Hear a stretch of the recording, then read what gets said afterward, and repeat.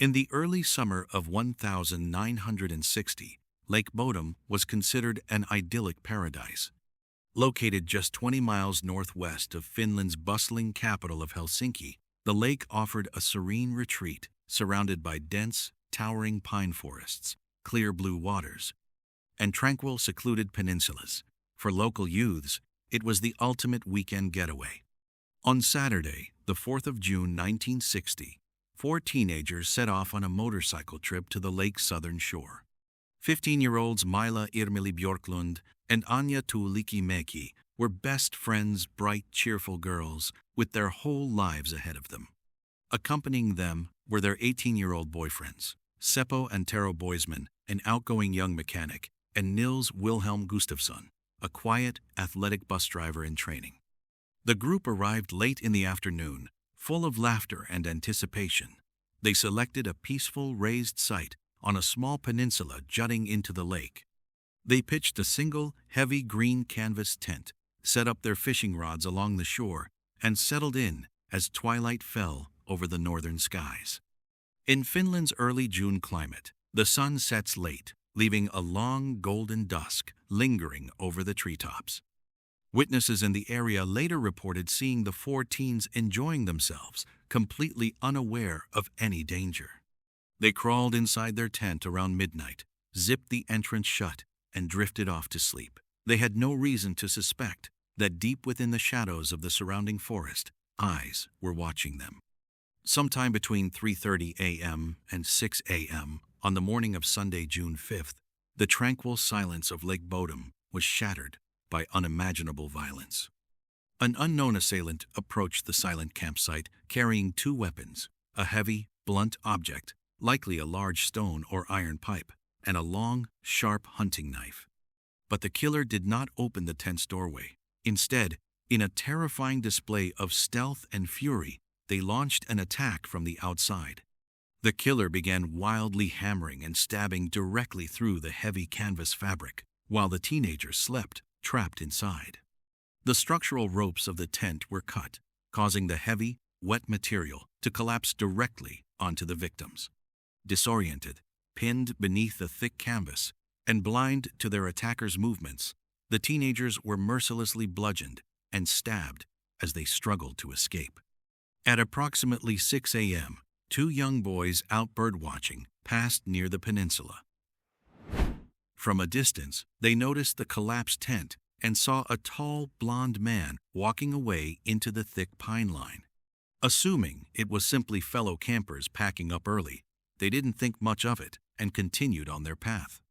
It wasn't until 11 a.m., nearly 5 hours later, that a local carpenter named Esko Johansson stumbled upon the grisly scene while going for a swim. What he saw horrified the nation. 3 of the teenagers, Seppo, Anja, and Mila, lay dead, their bodies battered beyond recognition and tangled atop the blood-soaked canvas. Mila, positioned in the center of the tent, had suffered the most extreme brutality, stripped from the waist down and stabbed repeatedly, even after death. Yet, amid the carnage, there was a miracle. 1 teenager was still breathing. Nils Gustafsson lay sprawled on top of the ruined fabric. He was alive, but barely suffering from massive head trauma, a fractured jaw, broken cheekbones, and severe lacerations across his face. When the local police force arrived, they were immediately overwhelmed. In 1960, violent crime of this magnitude was virtually unheard of in rural Finland, and the inexperienced investigators made critical mistakes right from the start. Police failed to properly secure the perimeter. Hundreds of curious onlookers, local villagers, and news reporters wandered freely around the peninsula, trampling footprints, destroying trace evidence, and disturbing the ground before forensic teams could properly document it. Furthermore, the crime scene presented a baffling set of contradictions. While the motive initially appeared to be a chaotic sexual assault or a psychotic outburst, several personal items were meticulously taken from the site. The teenagers' wallets, house keys, and leather jackets were missing. Most strangely of all, The killer had taken 2 pairs of shoes belonging to the boys Seppo and Nils and removed them from the immediate vicinity. Days later, search dogs located the missing shoes hidden carefully inside a hollow tree stump and buried beneath moss nearly half a mile away from the tent.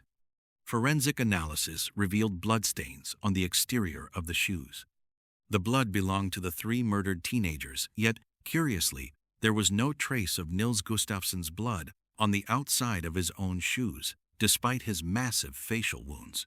Despite extensive searches involving military personnel, bloodhounds, and Navy divers scouring the murky bed of Lake Bodom, the murder weapons, the blunt object, and the knife were never recovered. With no murder weapon and compromised physical evidence, rumor and paranoia swept through Finland. Over the next few decades, police interviewed over 4,000 people and checked hundreds of leads, but 3 primary suspects stood out from the darkness. Suspect 1, the Kiosk Man, Karl Valdemar Gyllström. Known locally as the Kiosk Man, Gyllström operated a small refreshment stand near Lake Bodom. He was notorious in the community for his burning hatred of campers and teenagers. He frequently threw stones at visitors, slashed tent ropes, and cut down tree branches to keep people away.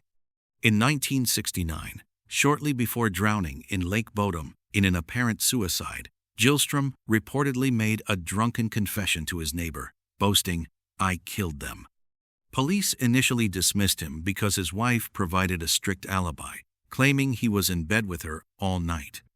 However, on her deathbed years later, his wife retracted the alibi, confessing that her husband had threatened to murder her if she ever spoke the truth. Suspect 2, the foreign operative, Hans Assmann. Hans Assmann was a former German soldier who lived near the lake and was widely rumored to be a KGB agent. On the 6th of June 1960, just hours after the bodies were found, Assmann walked into the Helsinki Surgical Hospital, displaying bizarre, agitated behavior. His clothing was covered in dark reddish stains, and his fingernails were caked in black dirt. He matched the physical description of the blond man seen leaving the campsite by the birdwatchers.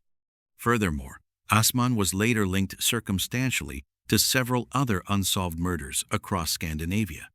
Yet, investigators inexplicably declined to officially interrogate him, citing a vague alibi provided by his companion. Suspect 3, the mysterious stranger. Throughout the years, theories ranged from an escaped convict lurking in the dense woods to an unknown transient passing through on the railway lines. But with each passing year, the leads went cold, and the file sat gathering dust in the National Bureau of Investigation. For over 4 decades, the tragedy of Lake Bodom lived on as Finland's most haunting unsolved cold case. The lone survivor, Nils Gustafsson, recovered from his physical injuries, rebuilt his life, became a bus driver, raised a family, and lived in relative quiet. Then, in March 2004, nearly 44 years after the massacre, the case exploded back into the headlines. Finnish police arrested 62-year-old Nils Gustafsson, charging him with the brutal murder of his 3 friends. Equipped with advanced modern forensic technology and modern DNA profiling, prosecutors believed they had finally solved the puzzle using the old evidence saved in the vault. The prosecution argued that a violent quarrel had broken out between Nils and Seppo after hours of heavy drinking. They claimed Nils, consumed by jealousy and rage, launched a bloody assault on his companions, hid the shoes in the woods, deliberately inflicted injuries upon himself to create an alibi, and faked decades of traumatic amnesia. The key to their argument was Nils's leather shoes found in the forest. High-tech bloodstain pattern analysis showed that the shoes were worn by the killer during the attack, as they were splattered with the blood of the victims. Because none of Nils's own blood was on the outside of the shoes, prosecutors argued he couldn't have been wearing them while receiving his facial injuries, meaning he was the attacker. The high-profile trial began in August 2005, gripping the entire Scandinavian nation. However, the defense mounted a formidable counter case. Medical experts testified that Nils's facial fractures, broken jaw, and severe cerebral concussion were so debilitating that it would have been physically impossible for him to stage such an elaborate cover-up, walk half a mile through dark terrain to hide evidence, and return to lie among the dead. In October 2005, the district court delivered its landmark ruling, not guilty. The court declared that the prosecution had failed to prove its case beyond a reasonable doubt, noting that the injuries Nils suffered were far too severe to be self-inflicted or faked. The Finnish state was ordered to pay Gustafsson 44,900 euros in damages for the mental suffering caused by his wrongful detention. More than 6 decades later, the tent fabric remains stored in an evidence vault, the shoes sit under museum glass, and the water of Lake Bodom remains calm and still. Did the killer die with his secrets in the lake like the Kiosk Man? Was it an international figure hiding in plain sight like Hans Assmann? The truth may be forever buried in the deep Scandinavian woods. If you enjoyed this deep dive into dark history, please hit the like button, share the video, and subscribe.